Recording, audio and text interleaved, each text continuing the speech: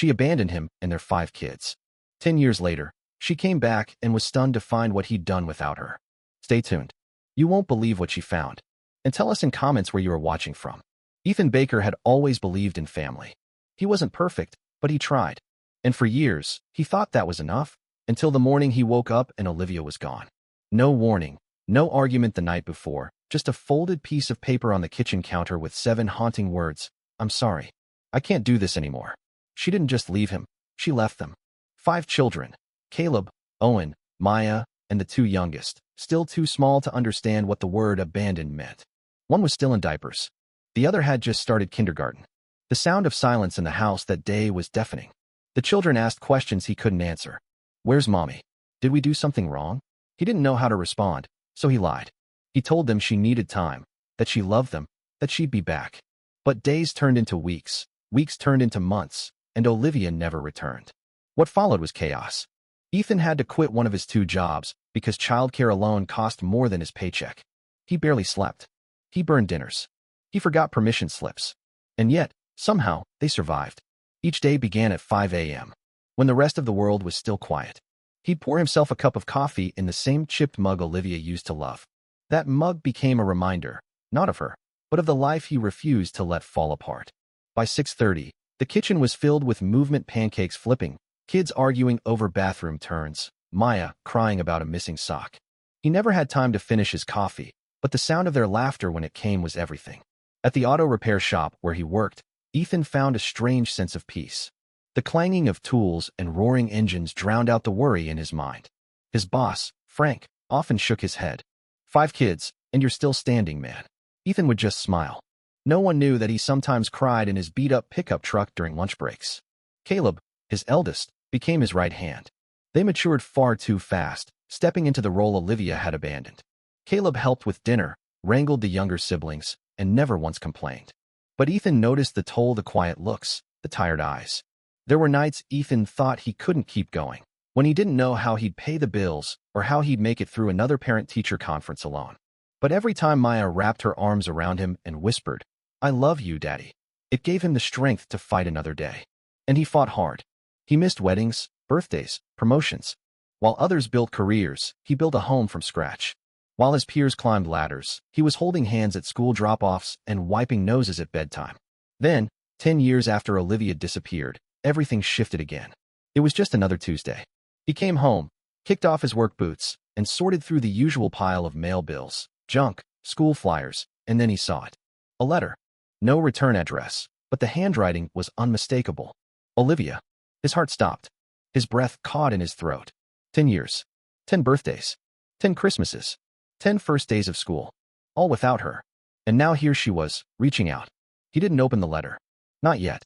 He stared at it as his children filled the kitchen behind him, laughing, yelling, bickering over who got the last chicken nugget. The life he had built without her suddenly felt like it was being challenged. The letter stayed sealed for days. Ethan kept it in his jacket pocket, close enough to feel, but far enough to ignore. At work, he felt it pressing against his chest every time he bent down to look under a hood or reach for a wrench. He'd think about opening it, then shake the thought away. He wasn't ready. Then came another surprise. Late Thursday afternoon, Frank called him into the office. Ethan, close the door, he said with a grin. I've got news. Ethan stepped inside, wiping grease from his hands with a rag. We've been watching you for a long time, Frank began. You're consistent, reliable, quiet strength. We want to offer you the lead mechanic position. Ethan blinked. The promotion. More money. A salary that could finally put Caleb through trade school, cover braces for Owen, maybe even replace their sputtering minivan. It was the kind of offer he dreamed about on nights when they were scraping by. But Frank wasn't finished. It'll mean longer hours, some Saturdays, a few overnights, more responsibility. Ethan nodded slowly. He knew what that meant. Less time at home, more missed dinners, more parent-teacher conferences alone, more pressure on Caleb to fill the gaps. He didn't give an answer right away. That night, he sat across from Caleb at the kitchen table. The others had gone to bed. Liam's favorite stuffed dinosaur lay forgotten on the couch. The kitchen was finally quiet. I was offered a promotion today, Ethan said, watching Caleb's face. Their eyes widened. That's amazing, right? It is, Ethan replied. But it also means I'll be around less. Caleb paused, then offered a small smile. We'll make it work, Dad. You always have. It was said with confidence, But Ethan saw the weight behind those words. Caleb had been holding this family together just as long as he had. Later that night, alone in his room, Ethan finally opened the letter. It began like a confession. Olivia said she'd made mistakes, that she was overwhelmed back then, that walking out wasn't planned. It was an act of panic. She talked about therapy, about finding faith again, about rebuilding her life. And then came the real message. I want to see the kids. I've changed. I want to be part of their lives again. If you can forgive me, I hope they can too. Ethan stared at the page, his fingers curled around the edges. Forgiveness for the birthdays she missed? For the night terrors Maya used to have? For the tears Owen never let anyone see? For the shame Liam carried when his classmates asked why his mom never came to school events? She wanted a second chance, but she'd never even asked what her absence had cost them. Ethan folded the letter and set it on the table. He couldn't decide anything. Not yet. His kids had a right to know. And more than that, they had a right to choose. But deep down, something in his gut had already shifted. And this time, he wouldn't let emotion cloud his judgment. He had protected them for a decade, and he wasn't about to stop. Now the letter sat on the dining table for 2 days, untouched, but not unnoticed. Caleb eyed it every time they passed by. Owen once asked if it was important. Ethan said yes, but not yet. He needed the right moment. Not when the washing machine was on the fritz. Not when Nia had a stomach bug. Not when he was too tired to speak clearly. Finally, on Sunday evening, he made the call. Dinner was quiet. Liam drew pictures in his mashed potatoes. Owen talked about a science project. The two youngest giggled over a spilled glass of milk. Ethan didn't say much. When the plates were cleared, he stayed seated. Kids, he began, voice steady. There's something I need to share with you. Caleb tensed immediately. Ethan picked up the letter and held it up. This came in the mail last week. It's from your mother.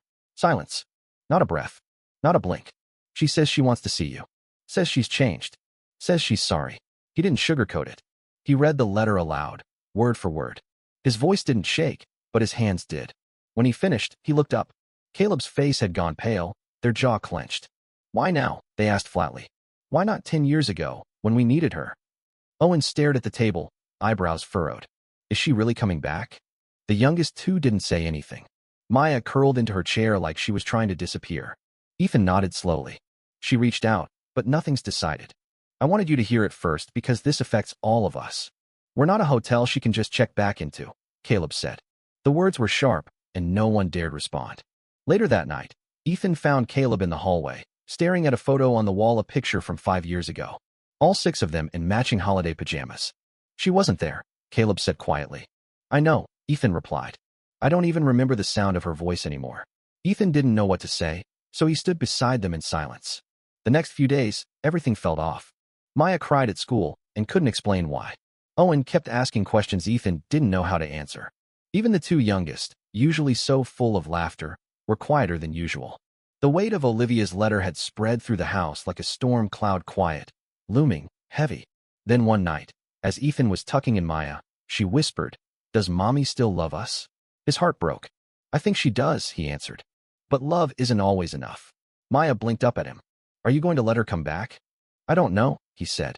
But I promise I won't do anything without you. And he meant it.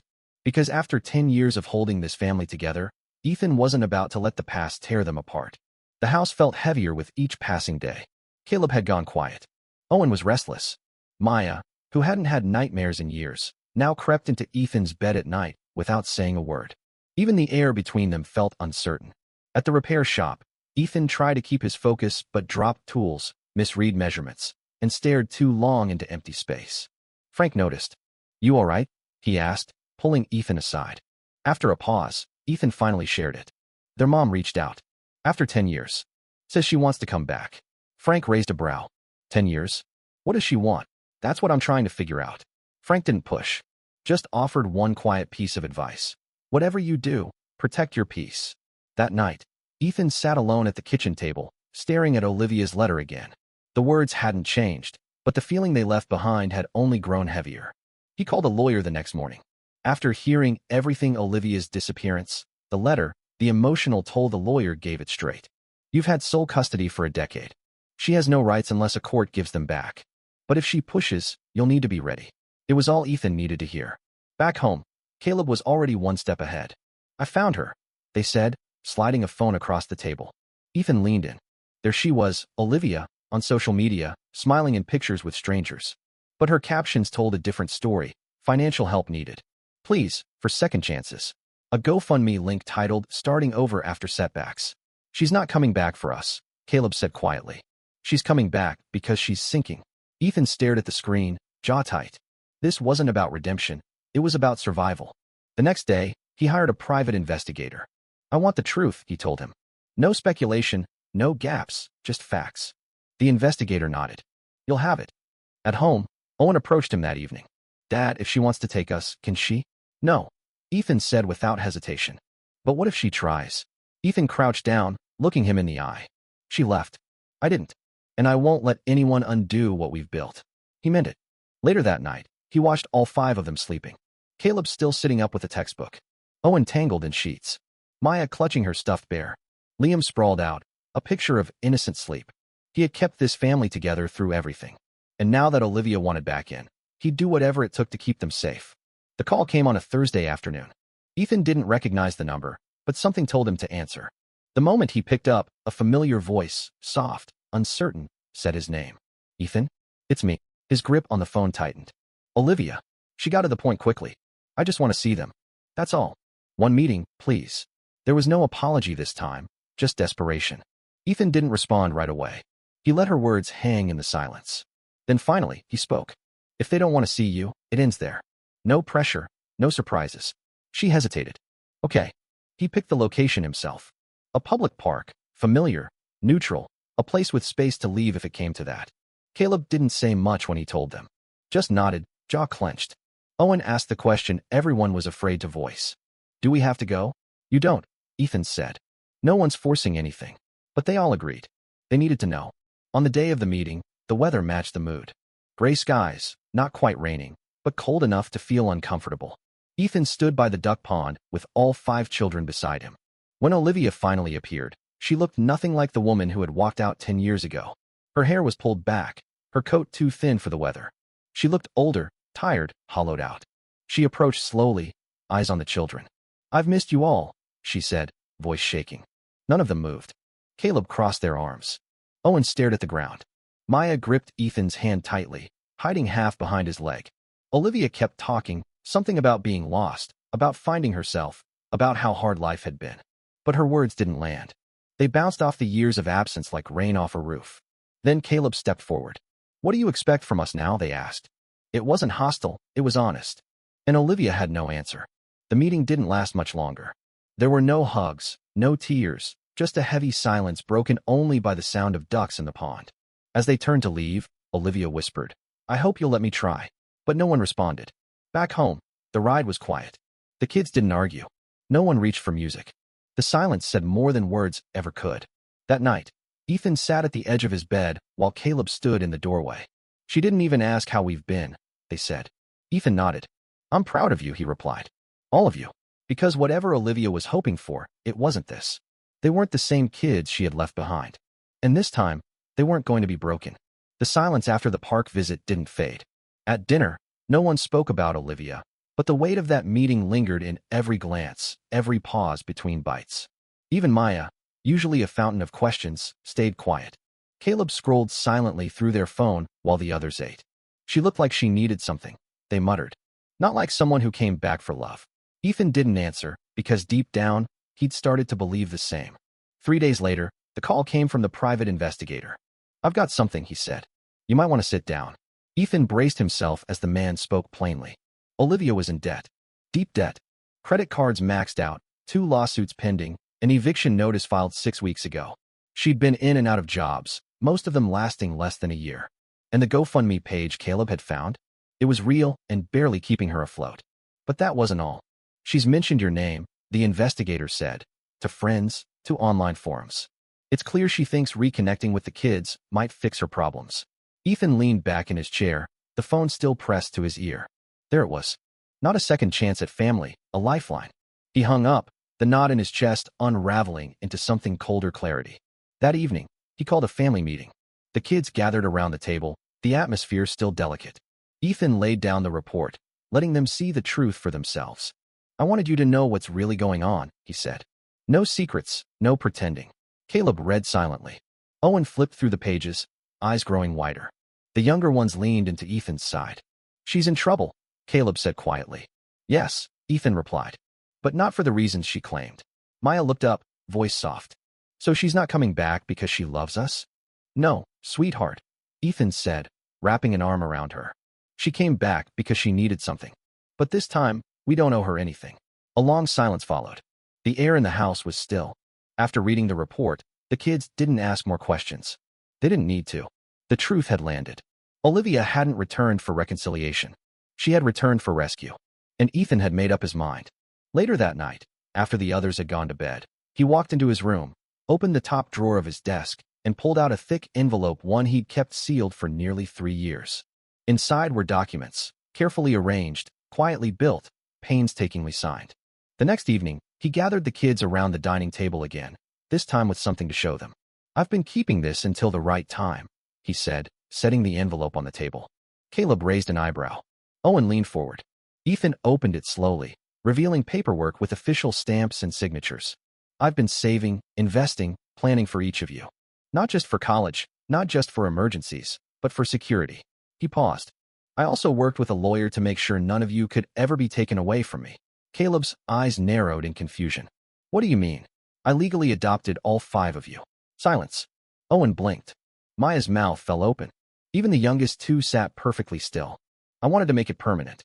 No loopholes, no custody claims, no surprises." He looked around the table. "You are mine. By law, by heart, by every measure that matters." Caleb swallowed hard. "You did all that without telling us." Ethan smiled softly. "Because love isn't loud. Sometimes it works quietly in the background, making sure you're safe, even when you don't know it." Owen's voice cracked. "You didn't have to, but you did." "I had to," Ethan said. "Because you're my family, and I was never going to let anyone take that away from us. Not again." Tears fell freely now. Maya climbed into his lap. Caleb reached across the table and squeezed his hand. That moment didn't need music. It didn't need fanfare. It was everything they had been missing for 10 years' certainty. Not the kind spoken, the kind proven. In the weeks that followed, peace finally returned to the Baker home. Caleb toured trade schools. Owen joined the robotics club. Maya went back to her art classes. The younger 2 filled the house with laughter again. For the first time in years, they were free to dream without fear of being disrupted. One evening, Ethan brought out the last of the legal documents. He'd finalized every safeguard. Adoption complete, finances secured, future protected. His promise to them had become permanent. Then a letter arrived. Olivia's handwriting. It was short, apologetic, honest. She admitted the truth that she came back out of desperation, not love. She said she understood now and that she wouldn't reach out again. Ethan didn't reply. Through a mutual friend, he later learned she'd relocated, taken a job through a support program, and was trying to rebuild her life on her own. It was over. The door she left open had quietly closed. Back at home, everything felt lighter. Movie nights returned. Laughter echoed in every room. And when Caleb stood in the kitchen one night and said, "You saved us," Ethan just shook his head. "No," he said.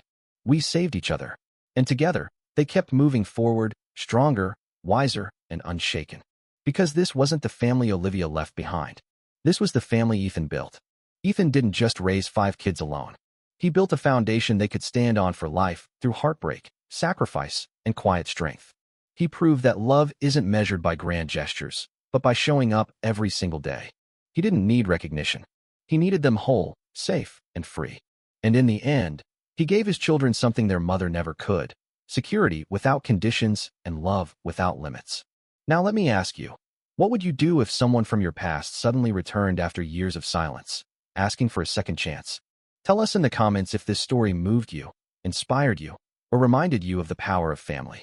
Don't forget to like, share, and subscribe for more unforgettable stories just like this. Thanks for watching, and we'll see you in the next story.